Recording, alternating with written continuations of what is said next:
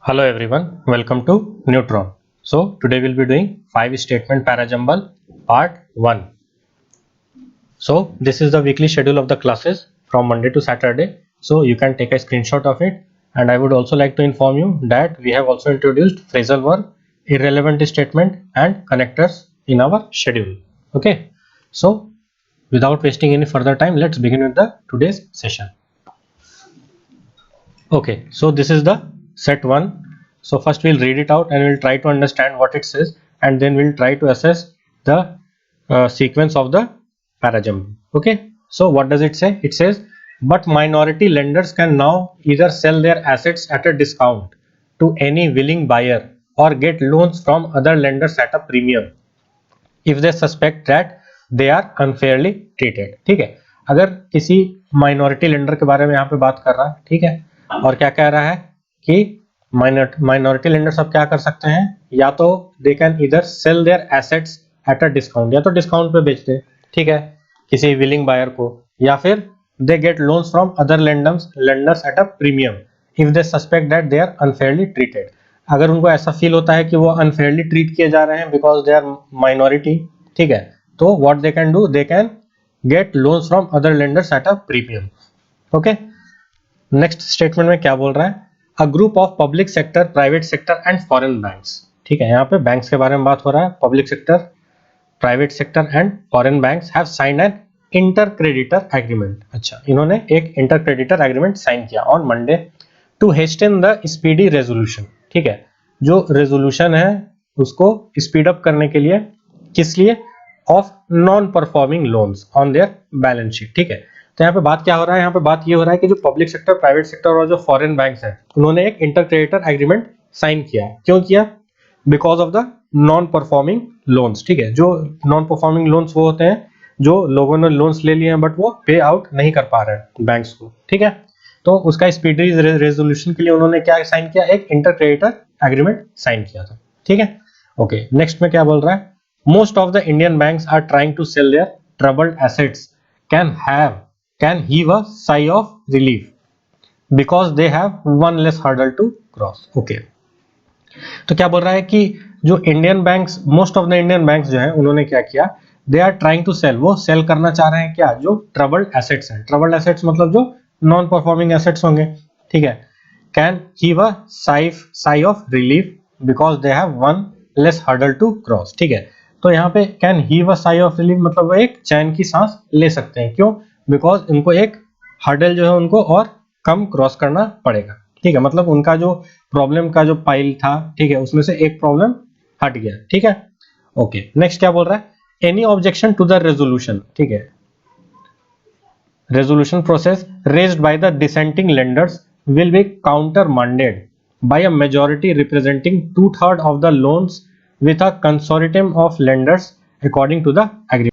तो क्या बोल रहा है कि किसी भी प्रकार का ऑब्जेक्शन जो रेजोल्यूशन प्रोसेस के प्रति जो लोग जब दिखा रहे हैं, ठीक है, और वो कौन दिखा रहे हैं, जो डिसेंटिंग लेंडर्स हैं, वो क्या कर रहे हैं, जब वो ऑब्जेक्शन कर रहे हैं, ठीक है, इसके प्रति, ठीक है, तो बोल रहा है कि उनको क्या किया जाएगा, they will be counter mandated. ठीक है, by a majority representing 2/3 of the loans within a consortium of lenders according to the agreement के अकॉर्डिंग उनके साथ ऐसा किया जाएगा. ठीक है, आगे क्या बोलता है, the plan approved by the government to address the problem of resolving bad loans is a part of Sashakt. ठीक है, तो बोल रहा है कि ये जो प्लान है, ठीक है, जो रेजोल्यूशन प्लान है, किसके द्वारा अप्रूव किया गया है, बाय गवर्नमेंट. ठीक है, और किस चीज को एड्रेस करने के लिए, किस लिए किया गया है, ताकि जो बैड लोन्स का जो प्रॉब्लम्स है उसके प्रॉब्लम को एड्रेस किया जा सके. ये क्या प्रॉब्लम क्या है, रिजॉल्विंग बैड लोन्स. ठीक है, ओके, तो ये किसके अंडर में है, ये सशक्त के अंडर में. ठीक है, तो हमें पढ़ने से हमें ये समझ में आ रहा है कि इसमें ये मोस्ट इंपॉर्टेंटली बात यहाँ पे किस चीज के बारे में हो रहा है. एक तो बात हो रहा है आपका जो पब्लिक प्राइवेट सेक्टर, या तो वो पब्लिक सेक्टर बैंक हो, या प्राइवेट सेक्टर बैंक हो, या फॉरेन बैंक हो. ठीक है, तो उनके साथ प्रॉब्लम क्या चीज का आ रहा है, जो नॉन परफॉर्मिंग लोन्स का आ रहा है. ठीक है, तो उसके लिए उन्होंने क्या किया गया, एक एग्रीमेंट साइन किया गया. इसके बारे में बात हो रही है इस पैराजम्बल में. ठीक है, और बोल रहा है कि ये जो रेजोल्यूशन प्रोसेस को जब साइन कर दिया तो उसके वजह से क्या है, बहुत लोगों का प्रॉब्लम जो है एक स्टेप जो है वो कम गया, ठीक है। ओके, तो यहाँ पे हमें टोटली जो है ये बैड लोन से रिलेटेड ये आपका पैराजम्बल है, ठीक है। बट अब इसको हम समझते हैं कि इसको हम पहला स्टेटमेंट या दूसरा स्टेटमेंट या तीसरा स्टेटमेंट हम कैसे आइडेंटिफाई करेंगे इसका, ठीक है। तो आप देखिए कि पहला स्टेटमेंट जिसमें लिखा हुआ है कि बट माइनॉरिटी लेंडर्स, ठीक है, तो ये कभी फर्स्ट हो सकता है, नहीं हो सकता है, ठीक है, बिकॉज माइनॉरिटी लेंडर्स है वो तो ठीक है, बट इसमें जो बात किया गया है कि ये जो है दूसरे जगह से भी लोन ले सकते हैं, ठीक है, और अगर उनको ऐसा फील होता है कि वो अनफेयरली ट्रीट किया गया, ठीक है, तो ये तो प्रॉब्लम नहीं है। प्रॉब्लम कहाँ है? प्रॉब्लम हमें पहले आइडेंटिफाई करना होगा। तो बी में लिख रहा है a group of public sector, private sector and foreign banks have signed an inter creditor agreement. तो ये तो रेजोल्यूशन है, ये तो प्रॉब्लम का सॉल्यूशन है, ये प्रॉब्लम तो नहीं है। प्रॉब्लम कहाँ है देखते हैं। तो थर्ड सेंटेंस में बोल रहा है most of the Indian banks are trying to sell their trouble assets can heave a sigh of relief because they have one less hurdle to cross, ठीक है। तो प्रॉब्लम क्या है? प्रॉब्लम ट्रबल एसेट्स को लेकर है, ठीक है, ठीक है, ये तो समझ में आ रहा है। और डी में देखते हैं कि यहाँ पे अगर उस रेजोल्यूशन प्रोसेस से अगर किसी को ऑब्जेक्शन होता है तो, ठीक है, तो ये तो फर्स्ट स्टेटमेंट नहीं होगा। ओके, और जो प्लान है जो अप्रूव किया गया है by government to address the problem of resolving bad loans is a part of Sashakt, ये तो इन्फॉर्मेशन दे रहा है कि ये सशक्त के अंडर में लाई करता है। तो प्रॉब्लम कहाँ आइडेंटिफाई हुआ? वो आपका प्रॉब्लम आइडेंटिफाई हुआ आपका ऑप्शन सी में, ठीक है। तो ये क्या हो जाएगा? आपका फर्स्ट स्टेटमेंट हो जाएगा, ठीक है। ओके, तो ये तो प्रॉब्लम तो हमारा आइडेंटिफाई हो गया, ठीक है। और ये जो ट्रबल्ड एसेट्स का जो प्रॉब्लम है ये किन किन बैंक्स के लिए है? तो ये public sector, private sector and foreign banks के लिए है, ठीक है। तो ये हमें कहाँ दिख रहा है? ये हमें ऑप्शन बी में दिख रहा है, ठीक है। तो ये आपका हो जाएगा नंबर 2 हो जाएगा, ठीक है, क्योंकि जो ट्रबल एसेट से रिलेटेड तो वो किसको प्रॉब्लम आ रहा था? Public sector, private sector and foreign banks को ही आ रहा था, ठीक है। और इसमें क्या बोल रहा है कि इन्होंने क्या किया? एक स्पीडी रेजोल्यूशन को क्या किया? उसके लिए उन्होंने एक इंटर क्रेडिटर एग्रीमेंट को साइन किया, ठीक है। तो अगर हम देखते हैं कि इसी से रिलेटेड आपका डी में क्या बता रहा है? Objection to the resolution. तो ये किस रेजोल्यूशन के बारे में बात कर रहा है? ये जो आपका जो बी में जो स्पीडी रेजोल्यूशन बात किया है उसी के बारे में बात कर रहा है, यहाँ पे कंटिन्यूएशन है उसका।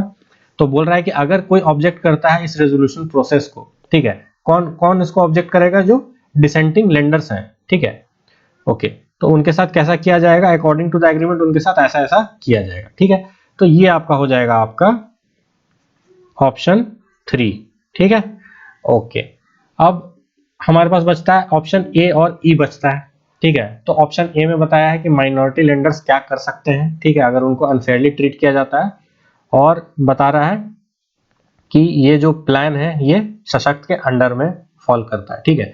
तो ये देखने से ही समझ में आ रहा है कि ये जो ऑप्शन ई है ये लास्ट में ही होगा, ठीक है, क्योंकि ये टोटल ये जो नॉन परफॉर्मिंग एसेट्स या जो भी आपका जो रेजोल्यूशन प्रोसेस के बारे में जो बात कर रहा है ये किसके अंडर फॉल करता है? ये प्रोजेक्ट सशक्त के अंडर में फॉल करता है, ठीक है। तो उसी को बता रहा है क्या? The plan approved by the government to address the problem of resolving bad loans is a part of Sashakt, ठीक है। तो ये सुनने से भी आपको क्या लग रहा है कि ये आपका कंक्लूडिंग स्टेटमेंट आपका होगा, ठीक है। तो इसीलिए आपका क्या हो जाएगा? जो ए ऑप्शन है आपका क्या हो जाएगा? आपका 4th नंबर ऑप्शन पे आएगा, एंड ई जो है आपका 5th नंबर ऑप्शन पे आएगा। तो इसका एक प्रॉपर सीक्वेंस हम लिख लेते हैं। इसका प्रॉपर सीक्वेंस क्या होगा? C B D A and E, ठीक है। तो ये इसका क्या होगा? इसका प्रॉपर सीक्वेंस होगा, ठीक है। तो आई गेस आपको समझ में आ गया होगा कि इसको हमने कैसे सॉल्व किया। तो हम सेट 2 पे चलते हैं।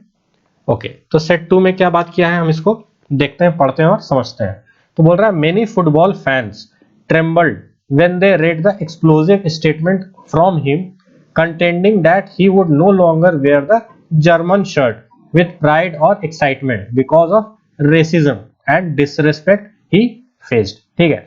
ये ही कौन है अभी तक हमें क्लियर नहीं है, और बोल रहा है कि many football fans trembled when they read the explosive statement from him।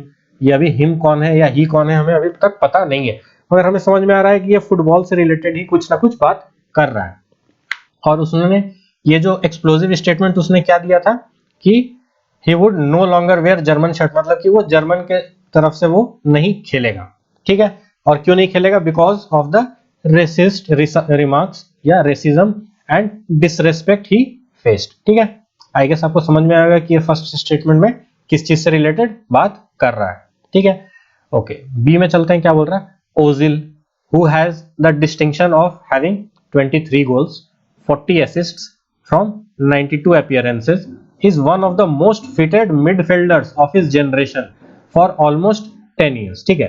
तो यहाँ पे ओजिल के बारे में बात कर रहा है। अब ये ओजिल कौन है, ये आपका प्लेयर है, क्योंकि इसके बारे में जो डेटा दिया है क्या, कि उसने 23 गोल्स किए, 40 असिस्ट्स किए इन 92 अपीयरेंसेस में, उन्होंने ऐसा किया, ठीक है। तो ओजिल ऑब्वियस सी बात है कौन है, ये एक फुटबॉलर है, क्योंकि यहाँ पे क्या बोल रहा है कि he is the most fitted midfielder, ठीक है। तो हमें समझ में आ रहा है कि ओजिल से रिलेटेड ही कुछ ना कुछ बात हो रही है इसमें, ठीक है। आगे क्या बोल रहा है, it all started when Ozil and fellow footballer Ilkay Gundogan met Turkish president Recep Erdogan in London and presenting him with shirts just before the world cup, ठीक है। तो ये ओजिल ये बता रहा है कि ये जो पूरा जो प्रॉब्लम है, इट ऑल स्टार्टेड, ये जो सारा जो समस्या है, जो इसने जो अपना जो उसने जो स्टेटमेंट दिया, जो एक्सप्लोसिव स्टेटमेंट दिया, ठीक है, कि ही would no longer be wearing the German shirt, ठीक है। तो ये जो प्रॉब्लम जो है ये कहां से स्टार्ट हुआ, जब ओजिल और उसके जो फेलो फुटबॉलर कौन, जो गुंडोगन है, ठीक है। ओजिल एंड गुंडोगन ने किससे मुलाकात किया, टर्किश प्रेसिडेंट रिसेप अर्डगॉन से, कहां पे, लंदन में, ठीक है। और उनको उन लोगों ने क्या प्रेजेंट किया, शर्ट्स प्रेजेंट किया बिफोर द वर्ल्ड कप, ठीक है। तो ये प्रॉब्लम है, ये हमें प्रॉब्लम दिख रहा है, ठीक है।